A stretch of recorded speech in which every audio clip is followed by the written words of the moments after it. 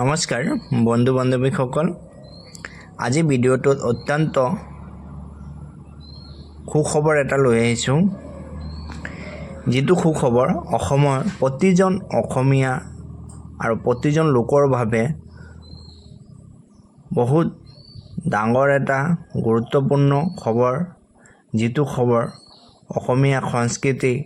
লগত জড়িত লগতে অসমীয়া ভাষাক মোদী ডাঙৰীয়াৰ কেবিনেটত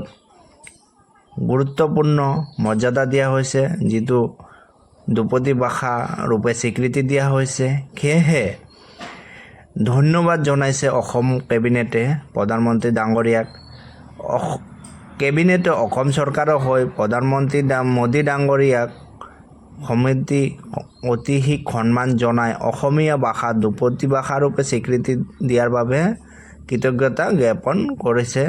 লগতে মাননীয় প্ৰধানমন্ত্ৰীৰ ওপৰত দৃঢ় বিশ্বাস আছে অসমবাসীৰ হৈ সেই কথাটো ব্যক্ত কৰিছে অসম চৰকাৰে যোৱা 3 অক্টোবৰত মাননীয় প্ৰধানমন্ত্ৰী মোদী ডাঙৰীয়াই অধ্যক্ষতাত অনুষ্ঠিত হৈ যোৱা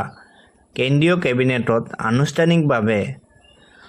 অসমীয়া ভাষাটিক দুপতি ভাষা ৰূপে স্বীকৃতি প্ৰদান কৰিছিল এই ঐতিহাসিক স্বীকৃতিক উদযাপন অৰ্থে অসম চৰকাৰে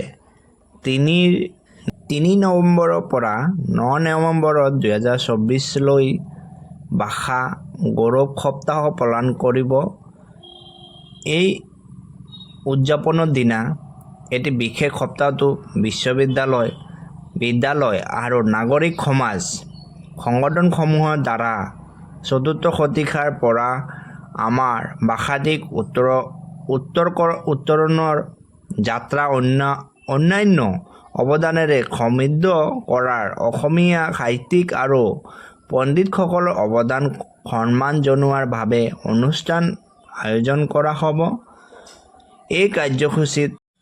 আপোনালোকৰ আন্তৰিক সহায় সহযোগিতা আমাৰ একান্ত কাম্য লগতে মুখ্যমন্ত্ৰী ডাঙৰীয়াই উল্লেখ কৰিছে যে ৰাজ্যখনৰ সাংস্কৃতিক আৰু ভাষাৰ ঐতিহ্যক প্ৰতি আগবঢ়োৱা এই গুৰুত্বপূৰ্ণ স্বীকৃতিৰ বাবে অসমৰ জনসাধাৰণে মাননীয় প্ৰধানমন্ত্ৰী ডাঙৰীয়াৰ প্ৰতি আন্তৰিক কৃতজ্ঞতা জ্ঞাপন কৰিব এনেধৰণে ফেচবুক যোগে পোষ্ট কৰিছে মাননীয় মুখ্যমন্ত্ৰী লগতে মুখ্যমন্ত্ৰী ডাঙৰীয়াই ধন্যবাদ জনাইছে আৰু কৃতজ্ঞতা জ্ঞাপন কৰিছে প্ৰধানমন্ত্ৰী ডাঙৰীয়াক ভিডিঅ'টো যদি ভাল লাগে আমাৰ চেনেলটো সাবস্ক্ৰাইব কৰক লগতে বেল আইকনটো ক্লিক কৰিব